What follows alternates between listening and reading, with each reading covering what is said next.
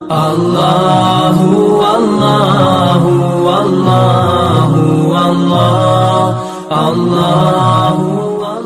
حضرت بلال دانا رحمۃ اللہ تعالی علیہ ایک مجذوب آدمی، اللہ اللہ کرنے والے، آپ سمندر کے کنارے بیٹھے مٹی کے گھر بنا رہے ہیں اور توڑ رہے ہیں۔ وقت کا بادشاہ ہارون رشید کا گزر ہوا تو آپ نے پوچھا بلال دانا کیا کر رہے ہو؟ تو حضرت بلال دانا رحمۃ اللہ تعالی علیہ آپ نے فرمایا کہ جنت کے گھر بنا کے بیچ رہا ہوں۔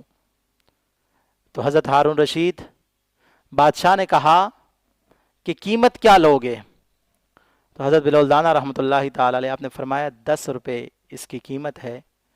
تو ہارون رشید نے کہا مجذوب آدمی ہے تو نظر انداز کر کے گزر گئے۔ تو پیچھے ملکہ بھی آ رہی تھی اور ملکہ نے بھی وہی سوال کیا بلال دانا سے کہ بلال دانا یہ کیا کر رہے ہو؟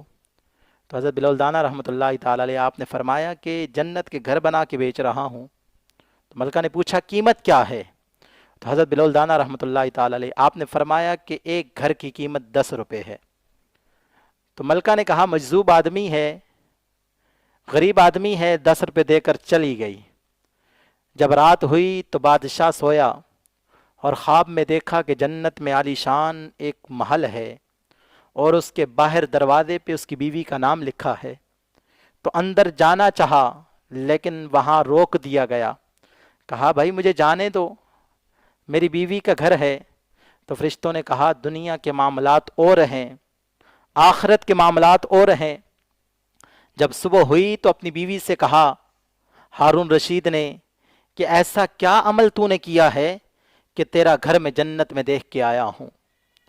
جب یہ جملہ کہا تو آپ کی بیوی نے کہا مجھے یہ تو نہیں پتا میں نے عمل کیا کیا ہے، لیکن کل سمندر کے کنارے بلال دانا جنت کے گھر بیچ رہا تھا تو میں نے ایک گھر اس سے خرید لیا تھا۔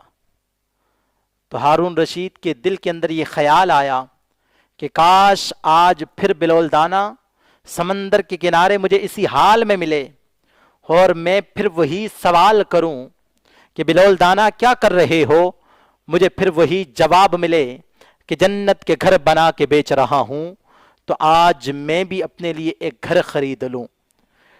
تو بادشاہ چلا اور جب وہاں پہنچا تو کیا دیکھا کہ بلال دانا گھر بنا رہا ہے اور توڑ رہا ہے، بنا رہا ہے توڑ رہا ہے۔ تو ہارون رشید نے کہا بلال دانا کیا کر رہے ہو؟ آپ نے فرمایا کہ جنت کے گھر بنا کے بیچ رہا ہوں۔ کہا قیمت؟ بادشاہ کے دل کے اندر، ذہن کے اندر یہ خیال تھا کل والی قیمت ہوگی۔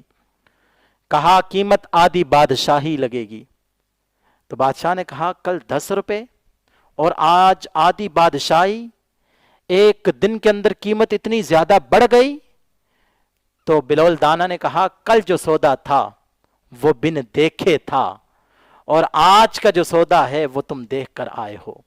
اگر آج اللہ کی راہ میں خرچ کرو گے تو یہ بن دیکھے سودا ہے، جب یہاں سے جاؤ گے تو نیکیوں کے پہاڑ دیکھو گے، عرض کرو گے باری تعالیٰ یہ نیکیاں تو میں نے نہیں کی تھی، یہ نیکیاں کہاں سے آئی؟